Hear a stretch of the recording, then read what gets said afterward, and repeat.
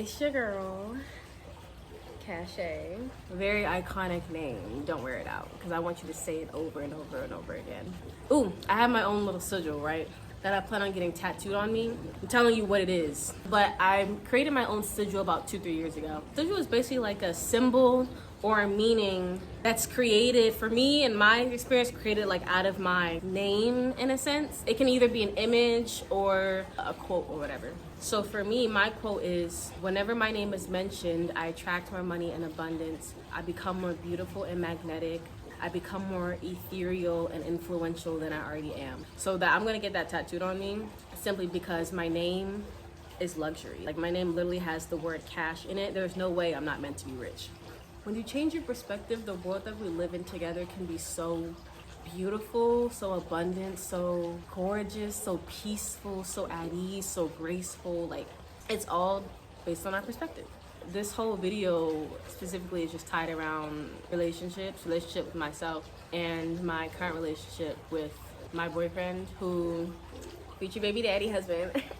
Anyway, there were point in times in my life where I realized a lot of things about myself, whether they be good or bad. But in the times where I realized, like, quote unquote bad things about myself, or abnormal, not of the normal things about myself according to society, it gets to me because I don't want to think of myself as a shitty person or like a horrible person or a bad person, because I don't think I truly don't believe that I am. Have I done some shit? Yeah, I have. But does that define me? No. Even with the mistakes that I make, I recognize eventually that I've made those mistakes. Because for me, my experience, I've noticed throughout like the years with platonic and romantic relationships, is that I mostly get the lesson after the fact. Sometimes it happens during, but I ignore it because I just have my own problems going on within. And I don't realize like what's good for me and what's not good for me, and I kind of just get like jumbled up in my head and within my bodily emotions that I can't even get out of the situation myself. Again, everything within my fault.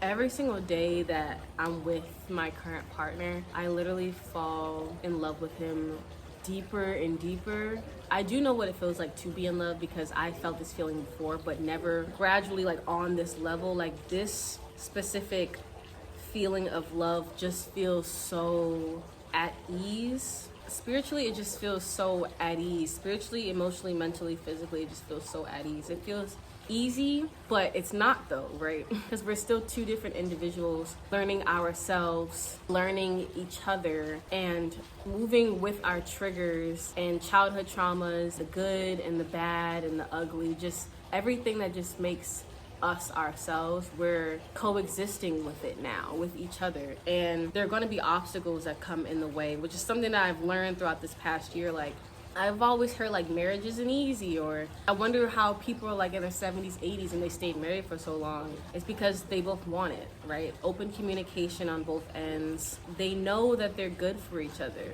and they know that sometimes that they're not good for each other, but they still make it work, right? And there's still that connection, there's still that love there that keeps them moving forward together. Last night, it was maybe like 1 or 2 a.m. I was already in my feelings positively because I was looking into his eyes and I was just feeling like his body temperature, and I was just falling literally in that moment, falling like more deeply in love like in that moment. And I asked him, I was like, do you think I'm good for you? And he looked at me. He looked at me, he said, sometimes. And I'm like, can you elaborate? What the does that mean? What do you mean sometimes? Because honestly, when he did say sometimes, it really did take me aback, and it did hurt my feelings a lot. I'm a crybaby. I was literally crying because to me, when he said sometimes, I took it as no, because it's either a yes or a no for me. Like, do you believe that I'm good for you? Yes or no. But you say sometimes, it means that sometimes you're here and then sometimes you're not. So I was literally just over analyzing and overthinking everything like in that moment when he said sometimes, and it really hurt my feelings. I asked him to elaborate, and he was just like, well, we recently had a situation that I won't be discussing, and I asked him, like, on a scale of 1 to 10, like, how much do you love me? Like, 10 obviously being 100%, 8, 9, you already know that. It's like a 9, 9.5, 9.8, and I was like, okay. I literally sat there and I cried so much because in that moment I realized a lot about myself. This specific thing I've realized throughout like the past like year or two, like, yeah, I do have an abandonment wound that stems from men and like my past friendships and stuff. As far as friendships, feel like an outcast, whatever, that's normal. As far as relationships, just them up and leaving, either with no explanation or just the fact that something happened. Like, it just makes you feel like I was abandoned. For me, that also stems from like the father wound too. My dad never like left me. My dad's pretty much in my life. Don't get me wrong, but of course there are some things that were promised that just weren't delivered at that time, and as a kid I just didn't understand why.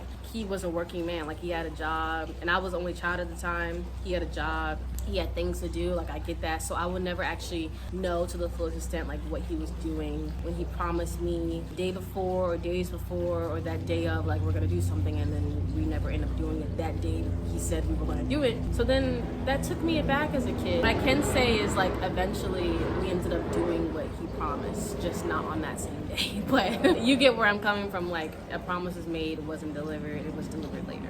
It made me feel some type of way as a kid. I'm sitting there, I then asked him, I was like, well, do you want me? Because also when he said sometimes, it made me also feel like he didn't want me. He was like, I was like, do you want me? He was like, duh, like, what do you mean?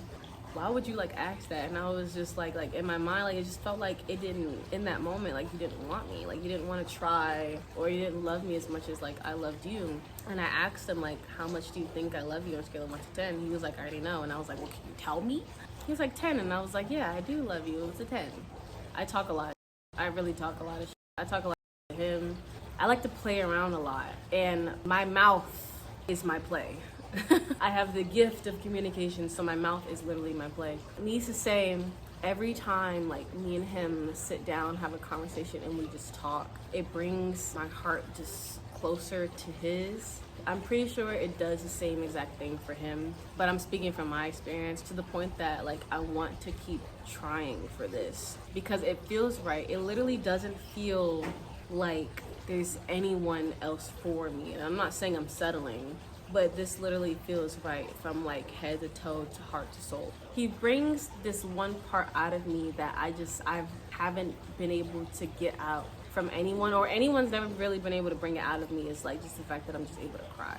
Because as a woman, in general, I'm not even just gonna bring Greece into this, but like as a woman, like the pain of the world is on my shoulders because of just everything that I've been through, like from my mental health to my heart to my womb. Everything is like connected and just at the same time. If something just ends up going wrong, he gives me that space to allow myself to cry it out, because for me, crying is very healing. I never cried in front of others, so I would mostly just suffer in silence. Like I do know suffering. Suffering is how I got a lot of my lessons and experiences and perspectives of learning anyway. No one's able to do that for me. I've never been able to just outwardly express myself emotionally in that way when it comes to the waterworks, and I'm highly appreciative of the person that I met when I met him, which is so crazy.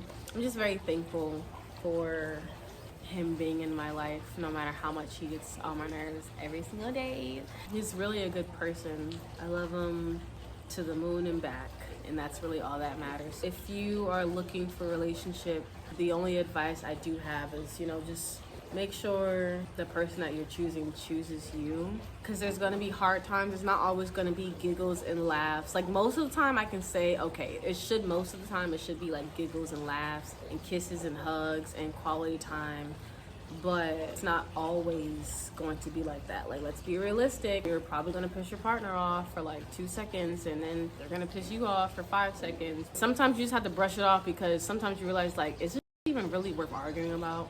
There are sometimes nowadays he gets on my nerves and I let it brush off. Like I'll probably go like in another room, cool down for like 5 minutes, and I'll come back like this shit never happened, because literally it was never that serious. Also, for me, in those moments brings me closer to him even without me having that conversation with him. Don't get me wrong, sometimes those conversations are extremely needed, especially like if you need clarity on both ends. Just make sure that you are open to having those communicative mindset energy, like you want to move forward with that, with this person, and choose them and they choose you. As long as that's there, you guys are good. And as long as nobody's beating each other's and it's not extremely toxic, then move forward with it. I just need to get that off my chest because I realize a lot of things about myself. I learn every single day that I'm here on this planet. Learning is what really keeps me going. I don't expect myself to learn every single day. It just happens. And that's why my days are so bright and fulfilling, is because I learn a lot about myself or about the world around me every single day. I learn different perspectives, different analogies. It keeps me going. I really can't ask for anything better than the world I currently live in, just based upon my perspective. Like, yeah, there's war, school shootings, death, but it's all about perspective though. I don't live in that reality because I'm not constantly thinking about school shootings. It's okay to be aware of the world around you, but you don't have to let it consume you. Like, I'm not constantly worried about school shootings. I'm not constantly worrying about people dying in the city I live in. I'm not constantly worrying about war, disease, sickness, illness. Like, that does not consume me. I'm not constantly worrying about the media. I'm not constantly worrying about what celebrity or influencer just got pregnant. Like, I don't give a damn. What I am here for is to just live, and that's what keeps me going.